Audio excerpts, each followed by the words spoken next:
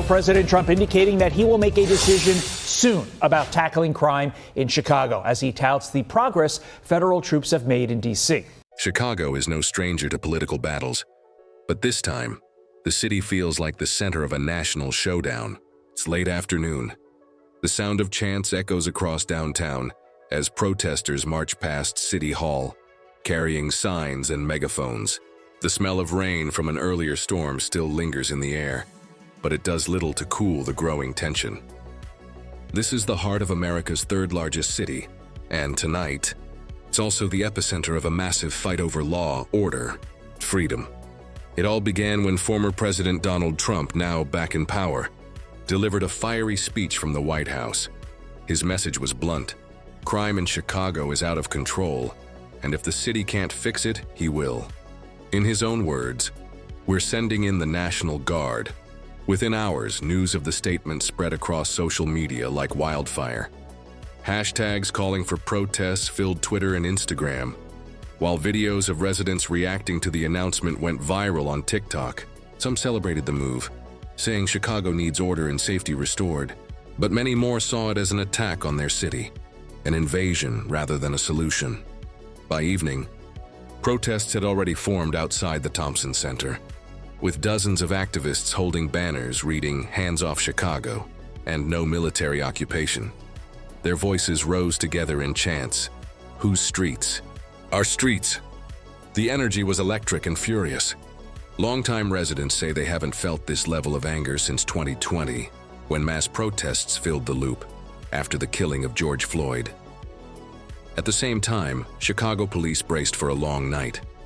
Extra units were deployed downtown, not to crack down on protesters, but to keep the peace as tensions rose.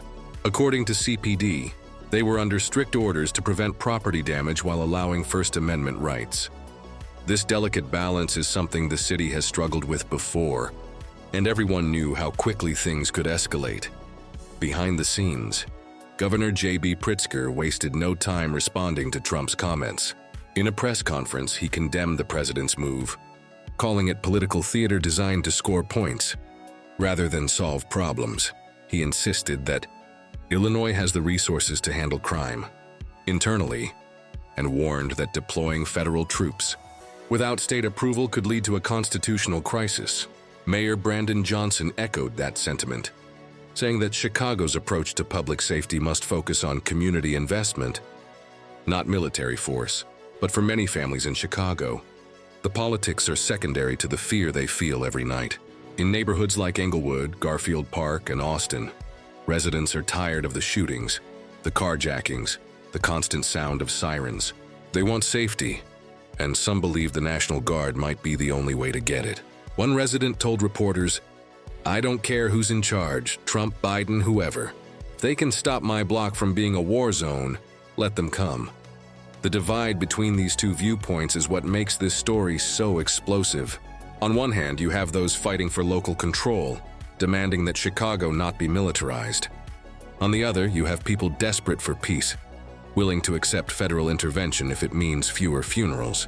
This is why the protests are so intense.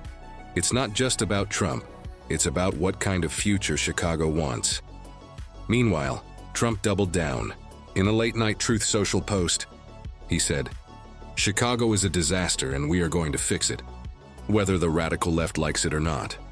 He also released a controversial AI-generated image depicting National Guard troops storming the city under a dark, apocalyptic sky with the words, "Law and order is coming."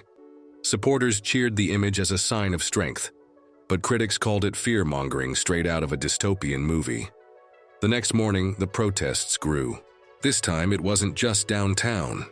Gatherings popped up in Little Village, Pilsen, Bronxville, and on the west side.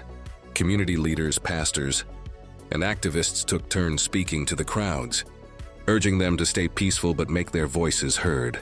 Social media was flooded with live streams, giving people across the country a front-row seat to the growing movement. Inside police headquarters, strategy meetings continued non-stop. Officials worried about what would happen if Trump followed through on his promise and federal troops actually rolled into Chicago. Would there be clashes with local police? Would protests turn violent?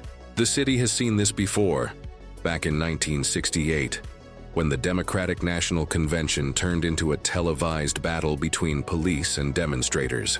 Nobody wants a repeat of that chaos, but many fear history could be repeating itself. The tension escalated further when several protesters were arrested outside a federal building after attempting to block an entrance. Videos of the arrests went viral, sparking outrage and more calls to action. "This is exactly why we're out here," one protester said on camera. "They're trying to silence us before the guard even gets here." By evening, crowds had swelled to thousands, shutting down streets and bridges. Helicopters circled overhead, and news crews broadcast live from nearly every corner of downtown.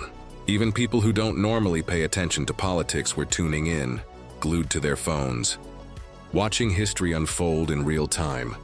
The protests weren't just about Trump anymore. They had become a symbol of resistance, a declaration that Chicagoans will not be intimidated. But at the same time, the violence in some neighborhoods continued.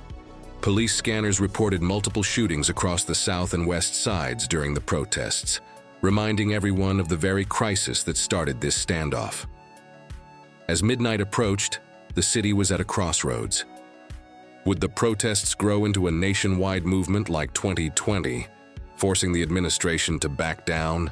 Or would Trump push forward with federal intervention, sending soldiers into Chicago's streets in scenes reminiscent of martial law?